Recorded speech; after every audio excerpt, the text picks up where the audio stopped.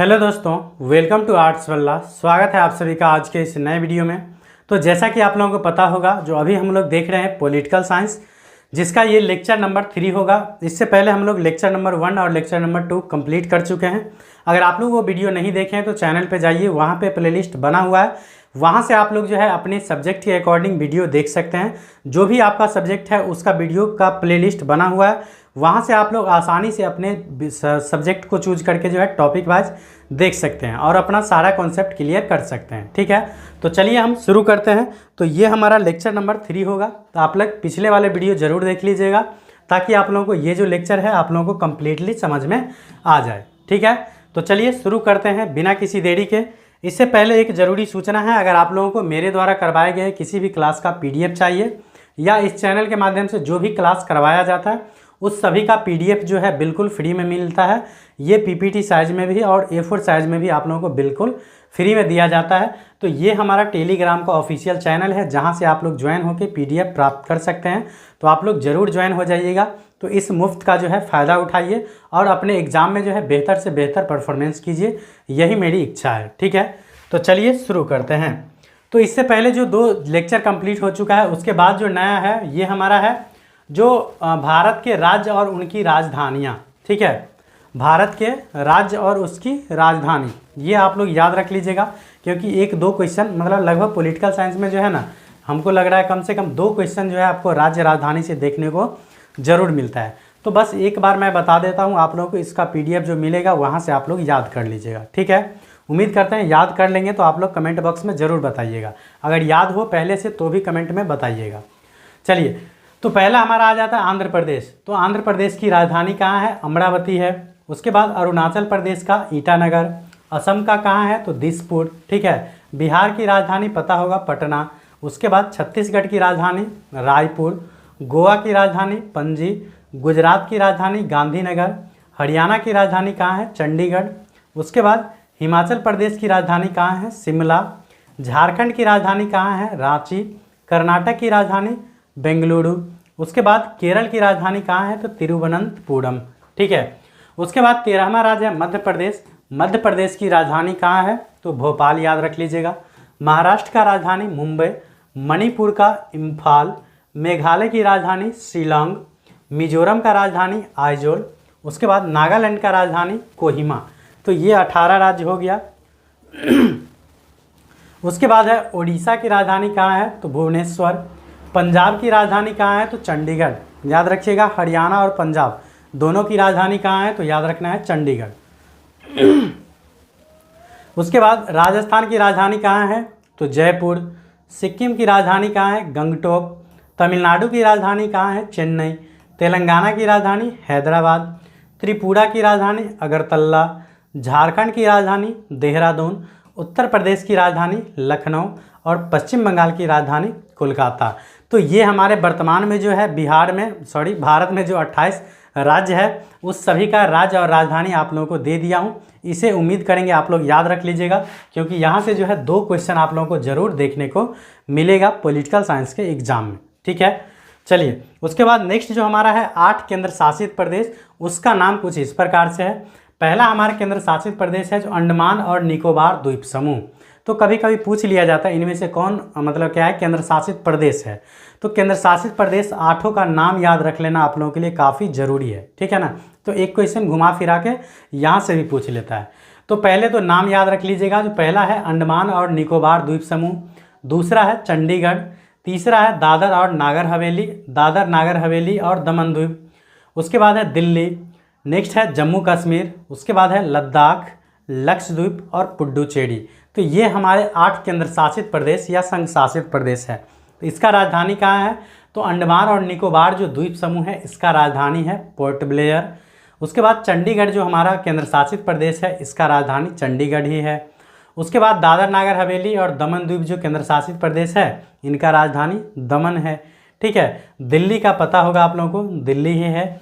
जम्मू कश्मीर की राजधानी श्रीनगर। जम्मू कश्मीर के जो है 2 राजधानी है, गर्मियों में याद रखिएगा श्रीनगर और ठंडी में कहाँ हो जाता है? जम्मू। पूछता है ऑब्जेक्टिव में, जो भारत का ऐसा कौन सा राज्य है जिसकी 2 राजधानियां हैं। तो हालांकि अब ये केंद्र शासित प्रदेश बन गया है, तो पूछेगा भारत की ऐसी कौन सी केंद्र शासित प्रदेश है जिनकी 2 राजधानियां हैं। तो याद रखिएगा जम्मू कश्मीर। इसका गर्मियों में जो है राजधानी श्रीनगर रहता है और सर्दियों में इसकी राजधानी कहाँ हो जाती है, तो जम्मू। उसके बाद लद्दाख का जो है राजधानी कहाँ है, तो ये हो जाता है लेह। उसके बाद लक्षद्वीप की राजधानी कवारती और पुडुचेरी की राजधानी पुडुचेरी है। तो ये हमारे 8 केंद्र शासित प्रदेश है। तो इसको आप लोग क्या कर लीजिएगा, तो पहले ये जो 8 केंद्र शासित प्रदेश है इसका नाम आप लोग याद रख लीजिएगा, फिर उसका नाम याद हो जाए तो उसकी राजधानी भी याद कर लीजिएगा, ठीक है।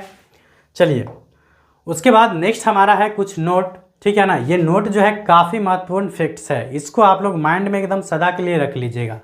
बोला जा रहा है जो भारत का कोई भी राष्ट्रीय भाषा नहीं है, कभी कभी पूछ लिया जाता है जो भारत का राष्ट्रीय भाषा क्या है। तो वास्तव में जो है अभी तक संविधान के अकॉर्डिंग जो है भारत का कोई भी राष्ट्रीय भाषा नहीं है। हिंदी को जो है अनुच्छेद 343 वन कह लीजिए या अनुच्छेद 343 क, ठीक है ना, बात एक ही होता है। इसके तहत जो है हिंदी को क्या है, तो याद रखिएगा राजभाषा का दर्जा प्राप्त है। पूछेगा हिंदी क्या है, तो याद रखिएगा हमारा राजभाषा, राष्ट्रभाषा का दर्जा नहीं प्राप्त है हिंदी को। किस अनुच्छेद के तहत, तो याद रखिएगा अनुच्छेद 343 वन के तहत। पॉलिटिकल साइंस में जो है याद रखिएगा 35 से 40 क्वेश्चन जो है संविधान से रहता है, ठीक है ना। 35 से 40 क्वेश्चन कहाँ से रहता है, संविधान से। तो जहाँ भी संविधान वाला पॉइंट आए तो उसको एकदम माइंड में फिट कर लेना है, ठीक है। तो याद रखिएगा भारत का कोई भी राष्ट्रीय भाषा नहीं है, हिंदी को सिर्फ राजभाषा का दर्जा प्राप्त है। पूछेगा किस अनुच्छेद के तहत, तो अनुच्छेद 343 वन के तहत, ठीक है। दूसरा याद रखिएगा जो भारतीय संविधान की 8वीं अनुसूची में जो है मूलतः 14 भाषा थे और वर्तमान में 22 भाषा है, ठीक है ना। अनुसूची याद रखिएगा भारतीय संविधान में जो है कुल 12 अनुसूची है, ये भी पूछ लिया जा सकता है। जो भारतीय संविधान में 12 अनुसूची, ठीक है ना। उसके बाद देखिए लिख ही देता हूँ, ठीक है। भारतीय संविधान में क्या याद रखिएगा, भारतीय संविधान में क्या है, तो अनुसूची की संख्या कितनी है, तो 12 अनुसूची है। कितने भाग है, तो 22 भाग है। और अनुच्छेद पूछ लिया जाए तो याद रख लीजिएगा अनुच्छेद कितनी है, तो मूलतः 395 अनुच्छेद है। वैसे वर्तमान में 450 प्लस बोल सकते हैं, ठीक है ना। लेकिन मेन जो अनुच्छेद है ये 395 ही है, ठीक है ना। मूल जो अनुच्छेद है ये 395 ही है, ठीक है ना। हालांकि इसमें ABCD क ख ग घ करके बढ़ाते बढ़ाते लगभग 450 प्लस हो गया है। तो पूछ लिया जाए कभी भारतीय संविधान के कितने भाग हैं, तो याद रखिएगा 22 भाग, 395 अनुच्छेद और 12 अनुसूची है। तो ये जो 12 अनुसूची है ना, उसकी 8वीं अनुसूची में पूछा जाएगा किसका वर्णन है, तो याद रखिएगा भाषा के बारे में उसमें वर्णन किया गया है। जो मेन संविधान में जो है कुल कितने भाषा थे, 14 भाषा थे। और वर्तमान में पूछा जाएगा जो 8वीं अनुसूची में कितनी भाषा है, तो याद रख लीजिएगा 22 भाषा है, ठीक है ना। 22 भाषा है जिसमें से अंग्रेजी नहीं है। हालांकि बहुत सारे भाषा नहीं है, लेकिन पॉपुलर भाषा में जो है अंग्रेजी काफ़ी पॉपुलर भाषा है, आप लोगों को पता होगा। क्योंकि दुनिया में जो है आप हिंदी बोल के पूरा दुनिया नहीं घूम सकते हैं, लेकिन इंग्लिश बोल के पूरा दुनिया घूम सकते हैं। तो मेनली जो सबसे ज़्यादा पॉपुलैरिटी लैंग्वेज में जो है इंग्लिश आता है, जो कि 8वीं अनुसूची में नहीं है। इसलिए इसको आप लोग याद रख लीजिएगा, क्योंकि इससे जो ऑब्जेक्टिव बनता है, पूछा जाएगा इनमें से कौन सी भाषा है जो भारतीय संविधान की 8वीं अनुसूची में नहीं है। तो आपको ये 22 भाषा जो सब है उसको तो रहेगा, एक अंग्रेजी आपको ज़रूर उस ऑप्शन में देखने को मिलेगा। इसलिए याद रख लीजिएगा जो भारतीय संविधान के 8वीं अनुसूची में कुल 22 भाषा है जिसमें से अंग्रेजी नहीं है, ठीक है। उसके बाद बिहार का राजकीय भाषा कभी पूछ लिया जाए तो याद रखिएगा हिंदी, और द्वितीय राजकीय भाषा क्या है, तो याद रखना है उर्दू, ठीक है। हम बिहार के वासी हैं इसलिए इतना ज़रूरी याद रखना ज़रूरी बनता है। बिहार का राजकीय भाषा हिंदी, द्वितीय राजकीय भाषा क्या है, तो उर्दू है, ठीक है। चलिए उसके बाद नेक्स्ट है कश्मीर की समस्या, जो कि काफ़ी VV है, ठीक है ना। ये आप लोगों को लघु उत्तरीय में भी पूछा जाता है, दीर्घ उत्तरीय में भी पूछा जाता है। जो कश्मीर की समस्या क्या है, कश्मीर की समस्या पर टिप्पणी करें, इस प्रकार से पूछा जाता है। तो आप लोग समझ लीजिए, सारा एकदम कहानी याद हो जाएगा, जो कश्मीर का मेन समस्या है क्या, ठीक है। तो पहले शुरुआत करते हैं, जो भारत में 565 जो है देसी रियासत थे, ये पता होगा आप लोगों को। 1947 के स्वतंत्रता अधिनियम में यह प्रावधान था कि रियासत अपनी मतलब रियासत का राजा जो है ना अपनी रियासत को क्या कर सकता है, तो भारत संघ में मिलाए या पाकिस्तान में मिलाए या स्वतंत्र बना रहे। तो ये सभी पता होगा आप लोगों को। जो भारत में जो है 565 देसी रियासत से जब 1947 में हमारा देश आज़ाद हुआ तो उन देसी रियासतों के पास 3 ऑप्शन था, या तो आप भारत के विलय पत्र पर साइन करके भारत में विलय हो सकते हैं, या पाकिस्तान के विलय पत्र पर साइन करके पाकिस्तान में शामिल हो सकते हैं, या आप चाहे तो अपना स्वतंत्र अस्तित्व बनाए रख सकते हैं। तो बोला जा रहा है जो जम्मू कश्मीर के जो राजा थे हरि सिंह, उन्होंने तीसरा विकल्प चुना, अर्थात वो स्वतंत्र रहना चुना था। जम्मू कश्मीर के जो राजा थे हरि सिंह वो, ठीक है। तो बोल रहा इस स्थिति को देखते हुए पाकिस्तान ने कश्मीर पर आक्रमण कर दिया, और ये जो स्थिति जब पाकिस्तान को पता चला जो जम्मू कश्मीर का राजा स्वतंत्र रहना स्वीकार किया है, तो वो क्या किया, जम्मू कश्मीर पे आक्रमण कर दिया। क्योंकि जम्मू कश्मीर तो उस टाइम भारत का हिस्सा था नहीं, तो सोच रहा था भारत तो हमको कुछ करेगा नहीं, इसीलिए उन्होंने क्या किया, तो जम्मू कश्मीर पे आक्रमण कर दिया। बोल रहा भारत सरकार वहाँ अपनी सेनाएं नहीं भेज सकती थी, क्योंकि अभी तक कश्मीर का भारत संघ में विलय नहीं हुआ था, और भारत का जो सरकार था या गवर्नमेंट था उस टाइम में, वो जम्मू कश्मीर में अपनी सेना नहीं भेज सकता था उस टाइम में। क्यों नहीं भेज सकता था, क्योंकि उस टाइम तक तो जो है जम्मू कश्मीर भारत का अंग नहीं बना था, अर्थात भारत में उसका विलय नहीं हुआ था।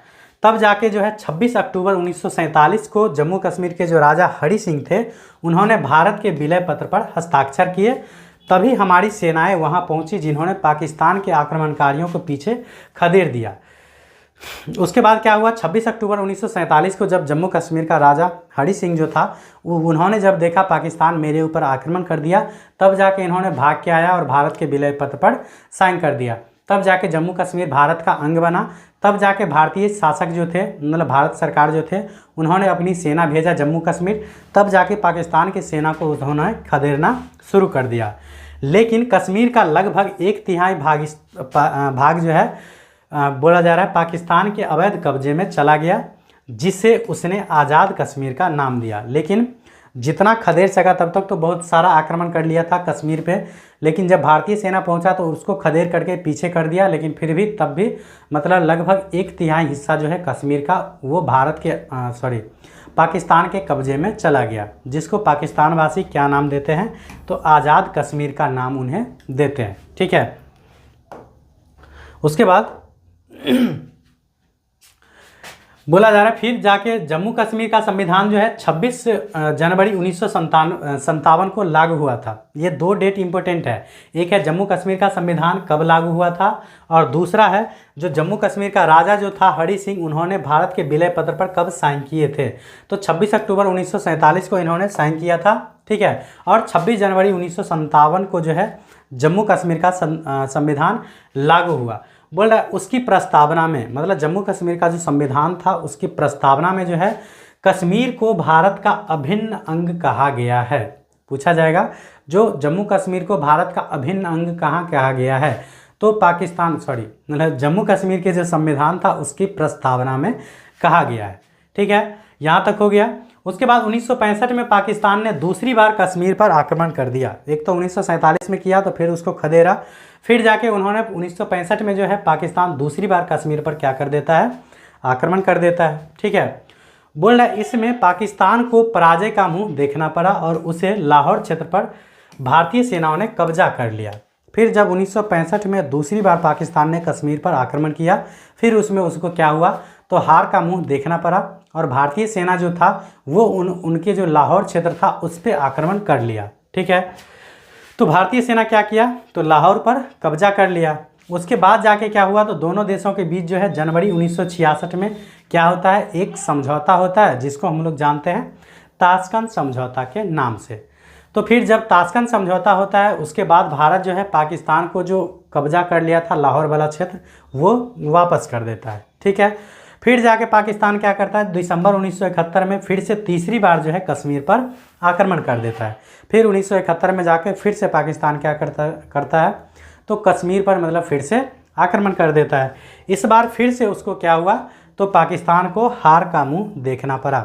फिर से पाकिस्तान को क्या हुआ, तो पराजय का मुंह देखना पड़ा। ठीक है, तो उसके बाद पाकिस्तानी राष्ट्रपति क्या हुआ, तो जुल्फ़िकार अली भुट्टो इनका पूरा नाम था, और भारतीय प्रधानमंत्री जो इंदिरा गांधी थे इनके बीच क्या हुआ था, तो एक समझौता हुआ। 1971 में युद्ध हुआ और 1972 में जो है एक समझौता होता है, कहाँ पे, शिमला में। कहाँ पे होता है, शिमला में एक समझौता होता है, जिसमें पाकिस्तान के राष्ट्रपति जुल्फ़िकार अली भुट्टो और भारतीय प्रधानमंत्री कौन थे, तो भारतीय प्रधानमंत्री थी इंदिरा गांधी। इन दोनों के बीच एक समझौता होता है जिसको हम लोग जानते हैं शिमला समझौता के नाम से। ठीक है ना। तो उसके बाद दोनों के बीच क्या होता है, तो शिमला समझौता होता है 1972 में, तो ये याद रख लीजिएगा। उसके बाद मेनली जो हम निष्कर्षता कह सकते हैं इतना कहानी पढ़ने के बाद, जो कश्मीर 1947 में भी आक्रमण किया फिर से, मतलब हालांकि उस टाइम वो जम्मू कश्मीर के कुछ भाग पर आक्रमण कर लिया, फिर 1965 में जाके आक्रमण करता है, फिर जाके 1971 में जाके आक्रमण करता है, और फिर से एक बार और जाके जो है 1999 में भी वो आक्रमण करता है। ठीक है ना, 1999 में भी वो आक्रमण करता है, जिसको कारगिल युद्ध के नाम से हम लोग जानते हैं। ठीक है ना, तो कारगिल युद्ध के भी नाम से जानते हैं, जो 1999 में हुआ था। तो निष्कर्षता मेनली ये सब देखने के बाद आप क्या निष्कर्ष पे पहुंच सकते हैं, तो ये सब देखने के बाद निष्कर्षता ये कह सकते हैं, जो कश्मीर का जो समस्या है ना, वो पाकिस्तान के राजनेताओं की मस्तिष्क की उपज है। मतलब वो एक प्रकार से मेंटली ही सोच लिया जो मतलब मेरा है मेरा है मेरा है, हालांकि उसका अपना देश तो संभलता नहीं है। पाकिस्तान में भूखमरी की समस्या आ गया है, यहाँ पता चलता है अपने लोग को 10 रुपये 20 रुपये टमाटर रहता है, वहाँ पता चलता है 400-400 रुपये केजी टमाटर हो जाता है। बताइए 350 रुपये केजी आटा हो जाता है, जो अपने यहाँ 20 रुपये 25 रुपये केजी मिलता है। तो वहाँ उसका पाकिस्तान मतलब संभलता नहीं, और हमेशा मतलब जिद करता है जो जम्मू कश्मीर मेरा है, जम्मू कश्मीर मेरा है। हालांकि वहाँ का फाटक खोल दिया जाए तो पता चलेगा पूरा जो पाकिस्तान है वो सब आके भारत वाले कश्मीर में बस जाएंगे। ठीक है ना, ऐसा हालात है। तो क्या बोला जा रहा है, निष्कर्षता हम कह सकते हैं जो जम्मू कश्मीर का जो समस्या है वो पाकिस्तानी नेताओं की मस्तिष्क का उपज है, मतलब मेंटली एक प्रकार से समझ नहीं है। ठीक है, क्योंकि वे अपने लोगों को भड़काकर तथा उनकी वास्तविक समस्याओं से उनका ध्यान हटाकर सत्ता में बने रहना चाहते हैं। मतलब उसका मेनली मुद्दा है जो उस सबका वहाँ का जो मतलब आम आदमी है उसका ध्यान भटकाए रखे, ताकि वो मेन मुद्दा पे बात न करे, और इस प्रकार से उसका माइंड डाइवर्ट करके जो है वो अपनी सत्ता में बनाए रहे। ये वहाँ की नेताओं का एक प्रकार से सोच है। ठीक है ना, तो यही मेनली था कश्मीर की समस्या।